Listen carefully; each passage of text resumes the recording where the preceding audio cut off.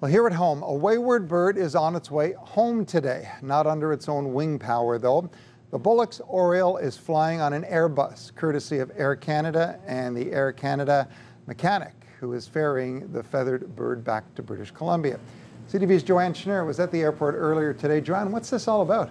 Well, Michael, this is an unusual story that took flight nearly 2 years ago when a man in Pakenham discovered the injured Oriole in his backyard.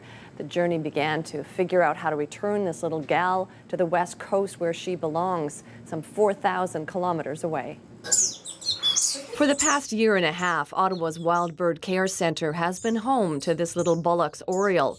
Blown off course during a winter storm in 2015, she was found half dead in the backyard of a Pakenham man named Ray Holland. Unfortunately, the gentleman that actually found her in the wild and was able to spot that this is a different kind of bird, very sadly passed away a few days ago.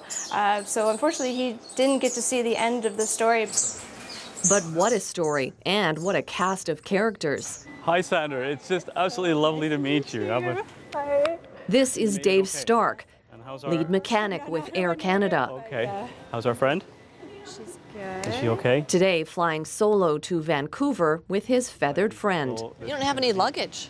No. The only thing I need to focus on is that little girl to go with me, and this way it leaves both hands free, and I can make sure that she gets there safely. Dave was one of hundreds of people who responded to the call to help ferry the bird back to the west coast. It's so reassuring that so many people cared. You know, we had hundreds of offers to fly her out. We had some people even asking if they could buy a ticket and just make the trip just for this bird. It's not an easy task taking a bird onto a plane. There were a myriad of rules and regulations that had to be followed. Even the first cage, for instance, had to go through Air Canada's engineering department to make sure it would fit under the seat and pass through security. And while dogs and cats are allowed as carry-on, birds are never allowed in the cabin, so special approval was needed. And why all this for one little bird?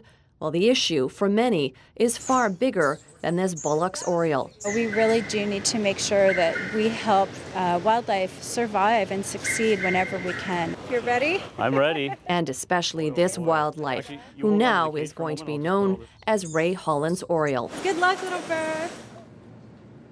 Once Dave arrives in Vancouver, the bird will be turned over to a rescue association there. She'll be released in about a week and hopefully fly south to the U.S. or Mexico in time for winter. Michael. Now that is a feel-good story. CTV's Joanne Schnurr reporting live. Thank you, Joanne. You're welcome.